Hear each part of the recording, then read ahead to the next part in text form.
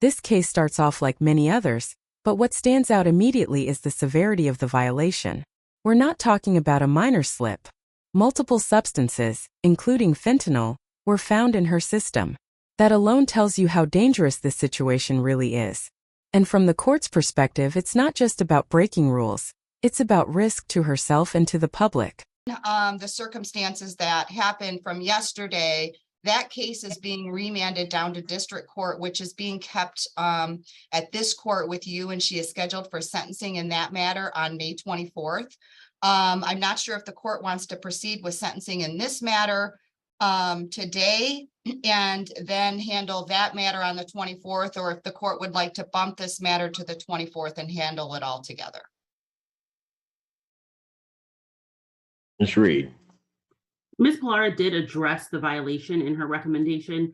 I think that as long as Ms. Harburg, we discussed that recommendation, which was for 4 days in custody for the violation. Ms. Harburg understands that as long as she's able to get out of custody after that point, I don't think that we have any issue with adjourning the sentencing so that they can both be done at the same time. Well, what's the bond on the other case? Unfortunately, This is where things get complicated. You can hear it in her voice. She's trying to explain, trying to justify, trying to show that she was doing better. And honestly, relapse is a real part of recovery for many people. But the court isn't just looking for effort. It's looking for consistency and truth. And right now, her story feels unstable. Can I say something, Your Honor? You can go for it. So I got out of jail, and when I got out of jail... This is the moment the judge completely shifts tone. It's no longer sympathetic. It's direct, almost blunt. The judge is pointing out a pattern. Get out, celebrate, use again. That cycle destroys credibility fast in a courtroom. And once trust is gone, everything the defendant says starts to sound questionable, even if parts of it are true. I fucked up one time. I don't think that is a legal term, but... And here's the real turning point. When the lie is exposed, she admits she told probation she wasn't using, but she was. That single moment changes everything. In court, honesty isn't optional. It's survival. Once the judge feels misled, it becomes almost impossible to recover from that. All that into your system, then lie to the probation department, get you tested, and then... I was supposed to test yesterday. If I would have been able to go in and test, you would have seen that I'm not using anymore. Because you've been in jail. No, I just got put in jail yesterday. I was supposed to drug test yesterday at community corrections, and if I would have been able to go in and test, you would be able to see that I don't have any of that shit in my system anymore.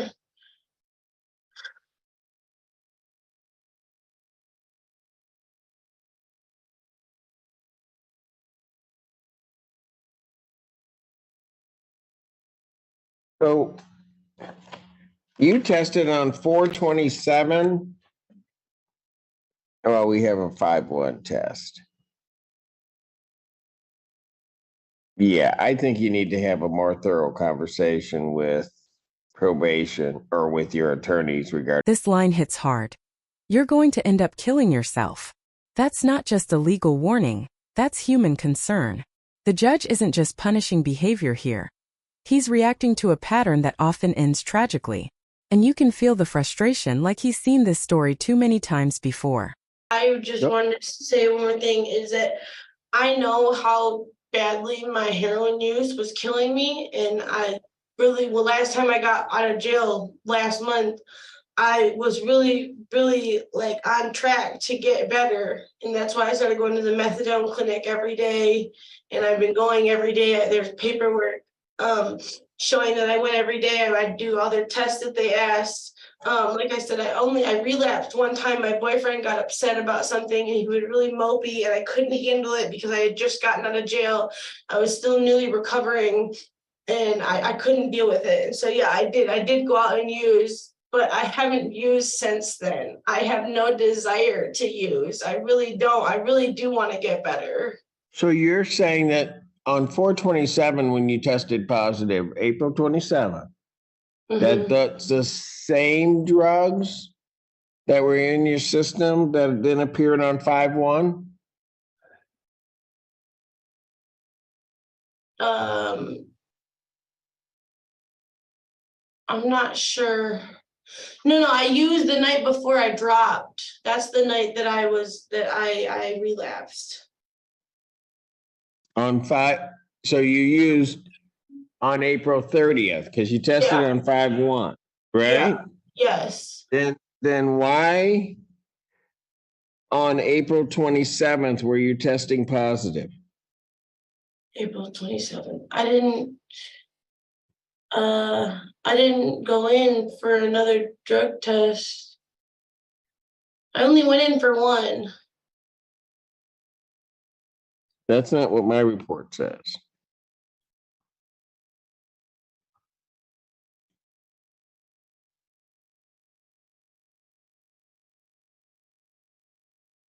It says in the report that I have from Community Corrections, she reported to me that she's been clean.